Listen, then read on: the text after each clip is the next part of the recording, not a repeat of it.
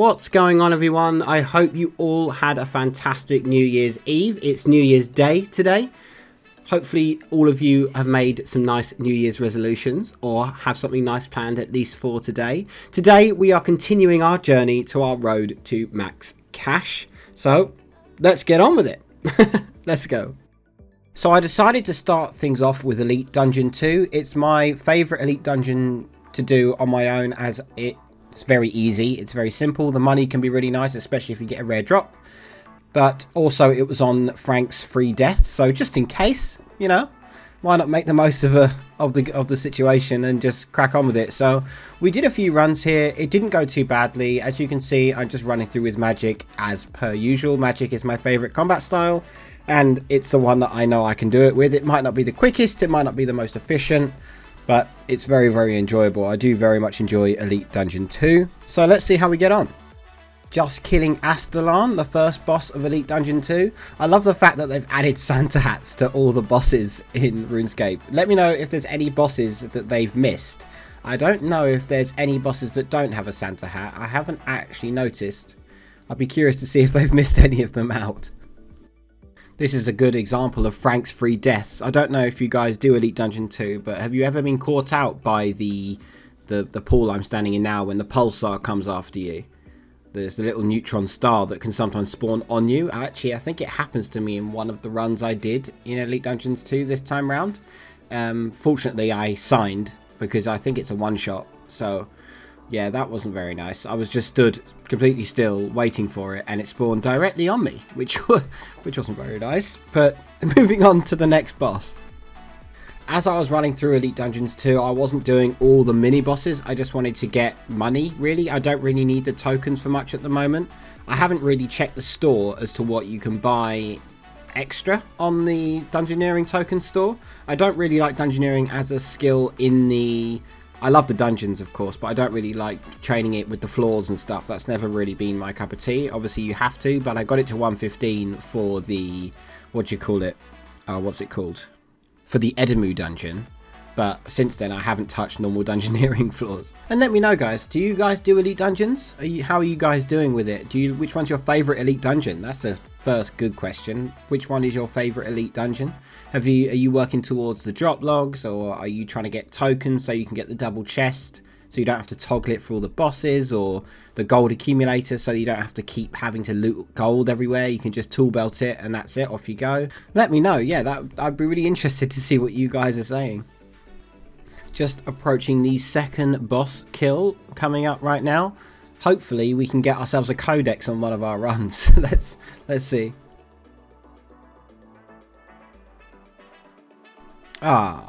No, some onyx dust though. It all adds up. It all adds up. Let's keep going.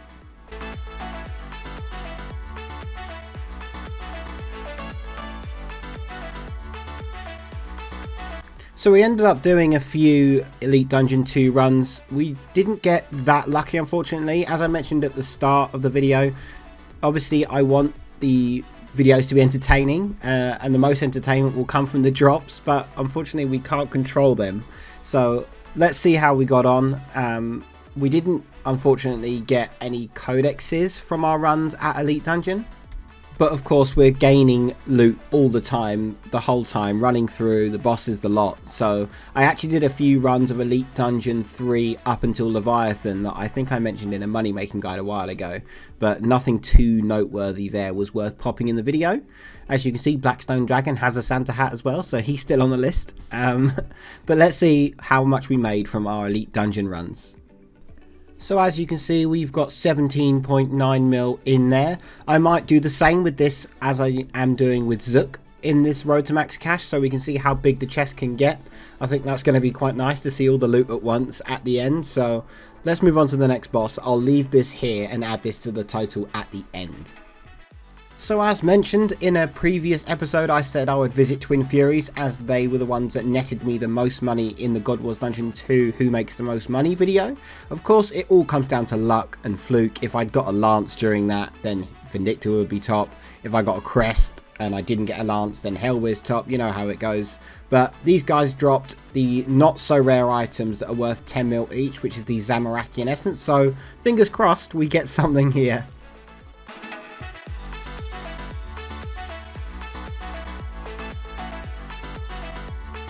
So we ended up making about 3 mil at Twin Furies. We didn't get any rare drops, unfortunately, but it is more money in our road to max cash, so we can't complain.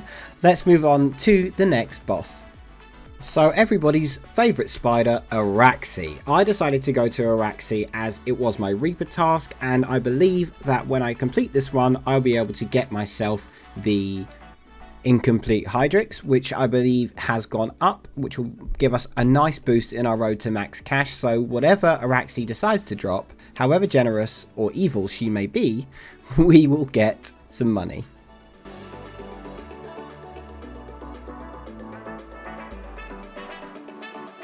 120 magic, very nice.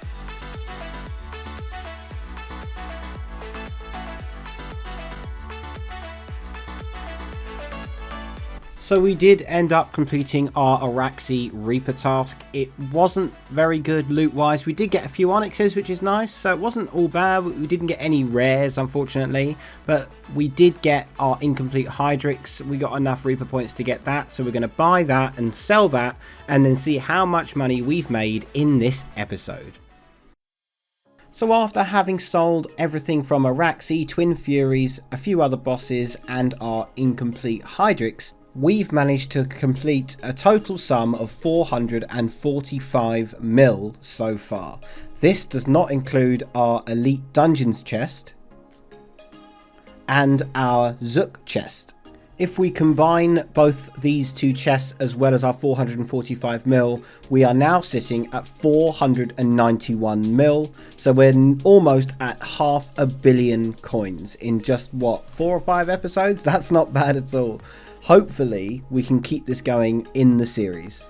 So there you have it, everyone. I hope you enjoyed that episode. I'm sorry there was a delay, but obviously Christmas, New Year's, all that kind of stuff, it kind of takes your time away from games. So I had to find time to make the footage and edit it and upload it. So hopefully you guys didn't mind waiting a bit. As you can see, I did manage to get my green Santa hat. Luckily, I got it from my daily keys.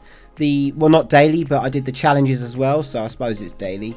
But very, very lucky there. A friend of mine told me that's a 0.05% chance. I never did get one from a present, which I think is a bit crap because I've done loads of presents and only a few keys and managed to get one. But I'll count myself in the lucky category.